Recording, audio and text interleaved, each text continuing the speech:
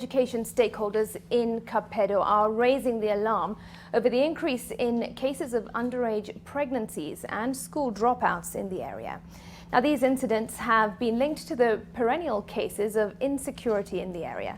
NTV's Brenda Wanga reports that close to 80 girls have fallen victim to the swelling problem of early pregnancies.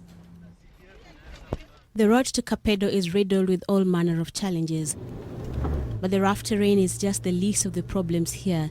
The biggest threat has been the decades-old inter-community conflict that has often led to death and destruction.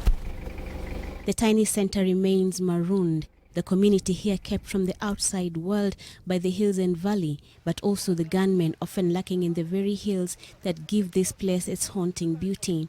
Wanatunyuzia risasi, wanatupiga kijiji, hospitali, mpaka shuleni. While the residents seem to have resigned to their fate of insecurity and disruption of services, they are now fearful that our generation is destined for failure in life because of the sustained impact of the situation on their education. Idadi ya watoto ikaanza kudrop. Na wakati tunapofunga shule, watoto wanapoenda sehemu kama vile Margat huwa arudi kwa sababu magari ambayo watu wanategemea ni magari ya askari. There were 12 schools operating here at the beginning of the year. Now only 2 are open for business, 1 secondary and 1 primary school. Even reporting to schools, it takes around even 2 weeks for a teacher to report to school because there are no public service vehicles coming in and out of Kapedo. We have to wait until when these security vehicles go to Baringo or to Marigat is when we can get a lift from them, and for sure they have been of help. The dwindling number of students and pupils has made it untenable to keep 10 schools open. But perhaps the most worrying impact of insecurity on education is the increasing rate of school dropouts, especially for girls. Jen, not her real name, is one of the affected girls.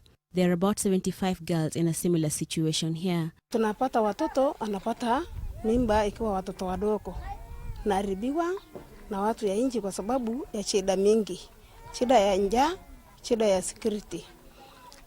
Tunapata hiyo challenges ya watoto wanapata watoto ikiwa wadogo, anaingia anakuja kijiji, anajifungua, anakaa kijiji. Residents blame the local police and businessmen for preying on the young girls who are intimidated by the state of insecurity in the area. Activists now want the government to focus its attention on addressing the insecurity situation here. This, they say, is the only hope of safeguarding the future of the children. We need to change the story of Kapedo. Kapedo girls, Kapedo women, and the Kapedo community at large. Our story needs to change, and the only weapon to change this story is through education. Let's encouraging our girls to go to school, our old men to go to school, and everybody else to go to school. Brenda Wanga, NTV.